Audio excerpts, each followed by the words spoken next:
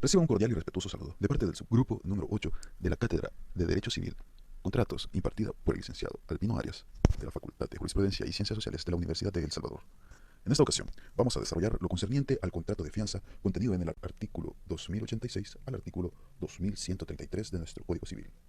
Para esto hemos dividido el tema de la fianza en 7 subtemas, los cuales son: número 1, constitución y requisitos; número 2, obligaciones que se pueden afianzar; número 3, requisitos del fiador; número 4, efectos de la fianza acreedor y deudor; número 5, efectos de la fianza fiador y deudor; número 6, efectos de la fianza cofiadores; y número 7, extinción de la fianza. Para comprender a qué nos referimos cuando acuñamos el término fianza, tenemos que ir a ver lo que la Real Academia de la Lengua Española define como tal, y encontramos que fianza es la cantidad de dinero o bien material que se entrega como garantía del cumplimiento de una obligación. En ese sentido, podemos entender que la fianza hace referencia a una caución, la cual está contemplada en el artículo 44 del Código Civil, y vemos que la caución significa generalmente cualquier obligación que se contrae para la seguridad de otra obligación, ya sea esta propia o ajena, y especifica: son especies de caución la fianza, la hipoteca y la prenda. Definido el término, vamos a adentrarnos en el Código Civil y verificar cómo es la Constitución y cuáles son los requisitos de la fianza. Así, entonces, comprendemos que el contrato de fianza es aquel contrato mediante el cual una persona, que se llama fiador, se obliga en beneficio del acreedor a cumplir las obligaciones del deudor, llamado deudor principal. Así, si éste no cumple con las obligaciones, el fiador deberá responder por ellas, siendo entonces el fiador un gerente de que el deudor principal cumplirá las obligaciones contraídas para con el acreedor.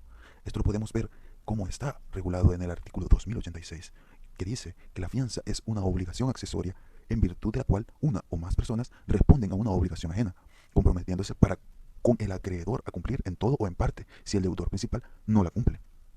Los tipos de fianza. Vemos en el artículo 2087 que se establecen 3 clases de fianza: la fianza convencional, la fianza legal y la fianza judicial.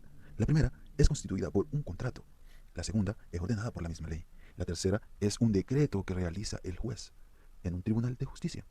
La fianza legal y la judicial se sujetan a las mismas reglas que la convencional, salvo cuando la ley que la exige o el código de procedimientos disponga una cosa diferente. Dicho lo anterior, entraremos a ver cuáles son algunos de los requisitos de la fianza. Y es que en el artículo 2088 se establece que el obligado a rendir una fianza no podrá sustituir este requisito por una hipoteca o prenda contra la voluntad del acreedor cuando se trate de una fianza convencional. Sin embargo, cuando la fianza fuese establecida por ley o por mandato judicial, esta sí podrá sustituirse por una prenda o hipoteca suficiente para cubrir el monto de la deuda afianzada. El artículo 2090 nos dice que la fianza puede ser condicional y a plazo o afianzarse una obligación futura, en cuyo caso el fiador podrá retractarse mientras la obligación principal aún no exista. El artículo 2091 nos dice que la fianza puede otorgarse hasta o desde el día establecido o bajo la condición suspensiva o resolutoria. El artículo 2092 nos dice que el fiador podrá estipular una remuneración pecuniaria con el deudor por el servicio que éste le presta. El fiador, dice el 2093, no deberá obligarse a responder por más de lo que el deudor debe, pero sí podrá responder por menos. Asimismo, el fiador no puede obligarse en términos más gravosos que el principal deudor, como lo dice el artículo 2094, no solo con respecto a la cuantía, sino también al tiempo, al lugar y a la condición o modo de pago. El artículo 2095 nos dice que se establece que no es necesaria la participación del deudor para hacer efectiva la fianza. La fianza puede recaer sobre una persona jurídica, de igual manera que a una herencia yacente, según el artículo 2096. Y el artículo 2097 nos dice que la fianza no debe de entenderse más allá de lo que a tenor literal se ha expresado. Vemos que existen también formas en las que los acreedores tienen la posibilidad de exigir una fianza a sus deudores, y estas son cuando el deudor lo haya estipulado, cuando algunas facultades disminuyan en términos de poner en peligro manifiesto el cumplimiento de su obligación, o cuando el deudor, a quien haya motivo de temer que sea ausente del territorio del Estado con ánimo de establecerse en otra parte, mientras no deje bienes suficientes para la seguridad de sus obligaciones. El fiador, dice el artículo 2101, será responsable hasta de la culpa leve en todas las prestaciones. Así como el 2102 dice que los derechos y obligaciones de los fiadores son transmitibles a sus herederos. Y esto engloba algunos de los requisitos que están contenidos en el Código Civil sobre lo que refiere a la fianza. Por lo que pasamos a ver cuáles son las obligaciones que se pueden afianzar. Y es que según el artículo 2089, se puede afianzar tanto una obligación civil como una obligación natural. Y como sabemos, estas son las dos clasificaciones que tienen las obligaciones. Por lo tanto, entenderemos que de todas las posibles obligaciones se pueden afianzar o se pueden comprender las fianzas válidas en ambas. Pero veremos que las obligaciones civiles están contenidas en el artículo 1341, que dice que las obligaciones civiles son aquellas que dan derecho a exigir su cumplimiento, es decir, que confieren al acreedor el derecho para exigir judicialmente el cumplimiento de las mismas. Estas constituyen la regla general, por lo tanto, no existe inconveniente para que puedan afianzarse válidamente. Pero entramos entonces en las obligaciones naturales, que están incluidas en el artículo 1341, inciso 3, que establece que las obligaciones naturales son las que no pueden y no confieren un derecho a exigir su cumplimiento, pero que cumplidas autorizan al acreedor para retenerlo, lo que se ha pagado en razón de ellas. Y para que esto sea válido, según el artículo 1445, debemos de ver que el pago se haya efectuado por personas que tengan libre disposición y facultad de enajenar sus bienes, tengan que llenar todos los requisitos exigidos por la ley para el pago de las obligaciones civiles, que están estipuladas en el 1439 y siguientes. Pero ¿cuáles son las obligaciones naturales? Las obligaciones naturales están contenidas en el 1341 del Código Civil, el inciso 4, que establece que las obligaciones naturales son aquellas contraídas por personas que, teniendo suficiente juicio y discernimiento, son sin embargo incapaces de obligarse según las leyes, como los menores adultos no habilitados de edad. Las obligaciones civiles extinguidas por prescripción, las que proceden de actos que faltan las solemnidades que la ley exige para que produzcan efectos civiles, como la paga de un legado impuesto por un testamento que no se ha otorgado en forma debida, las que no han sido reconocidas en juicio por falta de pruebas, por ejemplo. En ese sentido, abordaremos entonces cuáles son los requisitos del fiador. Y es que, según el artículo 2100, el fiador, a prestar una fianza, debe tener capacidad de obligarse como tal, que tenga bienes más que suficientes para hacerla efectiva y que esté domiciliado en la República. Para calificar la suficiencia de los bienes, no solo se tomarán en cuenta los inmuebles, excepto en materia comercial, o cuando la deuda afianzada es módica, pero no se tomarán en cuenta los inmuebles embarcados o litigiosos o que no exista en el territorio del Estado, o que se hallen sujetos a hipotecas gravosas o a condiciones resolutorias. Si el deudor estuviese recargado de deudas que pongan en peligro aún los inmuebles no hipotecados, a ellas tampoco se contará con estos. Los efectos de la fianza, acreedor y fiador, están contenidos entre el artículo 2103 y el 2118, y veremos algunos de ellos, como el artículo 103, que establece que el fiador podrá hacer el pago de la deuda, aún antes de ser reconvenido, por el acreedor, en todos los casos en que pudiera hacerlo el deudor principal. El artículo 2104, que establece que el fiador puede oponer al acreedor cualquiera excepciones reales, como las del dolo, violencia o cosa juzgada, pero no las personales del deudor, como la incapacidad de obligarse, cesión de bienes o el derecho que tenga de no ser privado por lo necesario para subsistir. Cuando el acreedor ha puesto al fiador en caso de no poder subrogarse en las acciones contra el deudor principal o contra otros fiadores, el fiador tendrá derecho para que se rebaje la demanda del acreedor. Todo lo dicho, fiador hubiera podido obtener el deudor principal de los otros fiadores por medio de la subrogación legal. Literalmente lo establece el artículo 2105 del Código Civil. Pasamos al beneficio de exclusión, que lo establece el 2107, donde dice que el fiador reconvenido goza del beneficio de exclusión, en virtud del cual podrá exigir que antes de proceder contra él se persiga la deuda en los bienes del deudor principal y en las hipotecas o prendas prestadas por éste para seguridad de la misma deuda.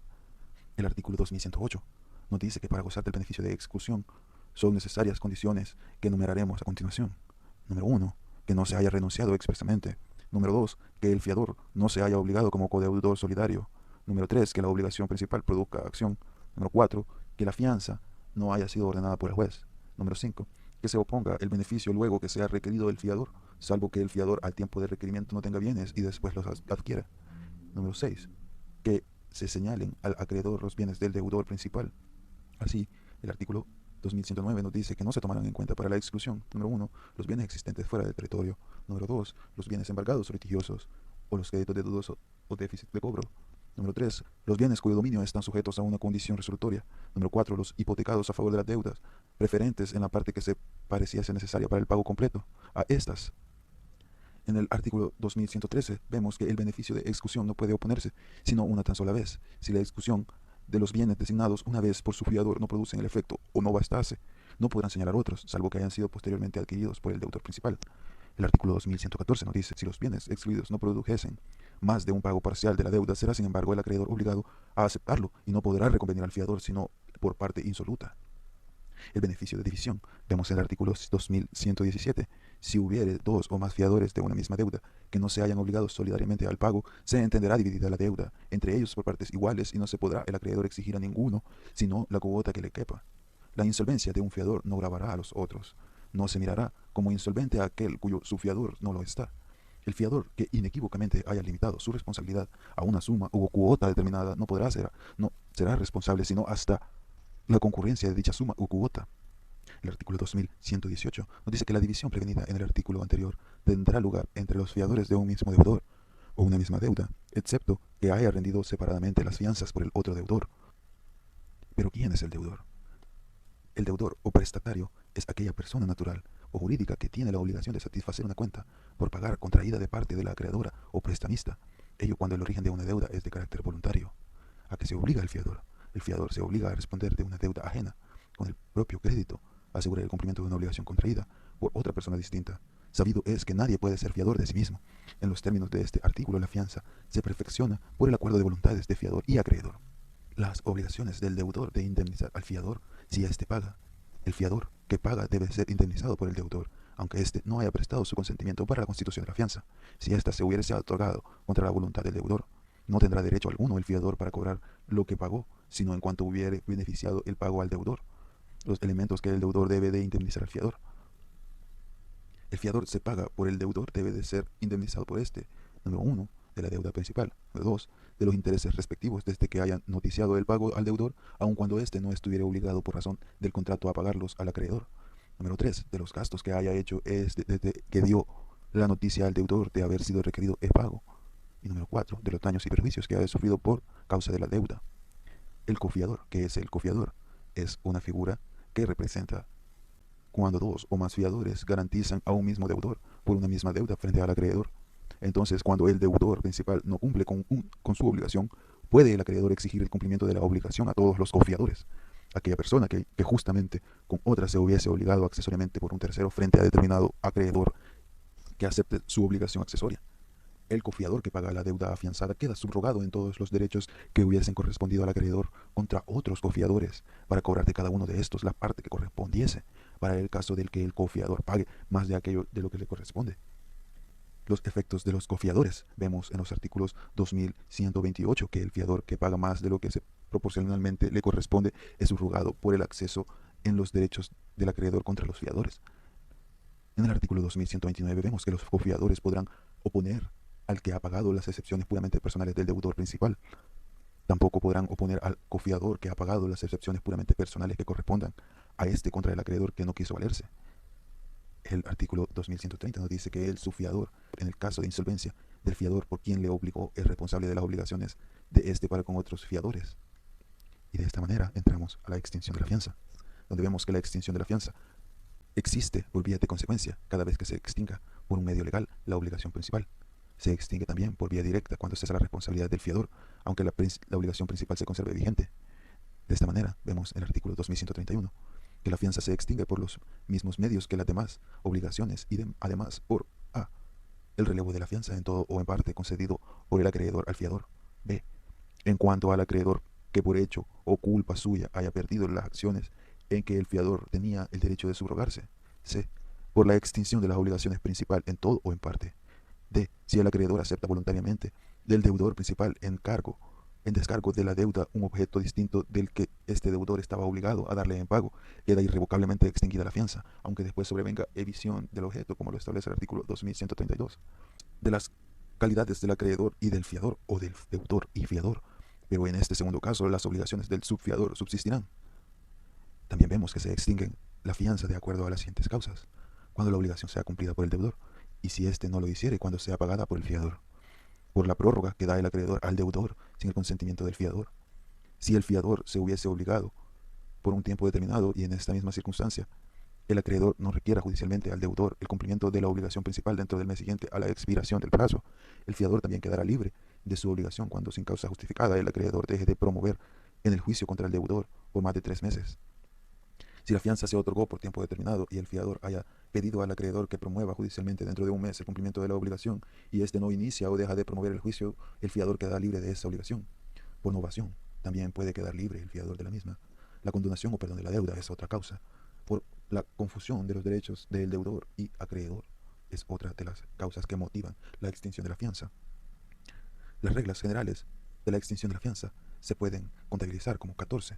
Número 1, el pago. Número 2, dación en pago. Número 3, novación. Número 4, remisión. Número 5, compensación. Número 6, confusión. Número 7, pérdida de la cosa que se debe o cualquier otro acontecimiento que haga imposible el cumplimiento de la obligación.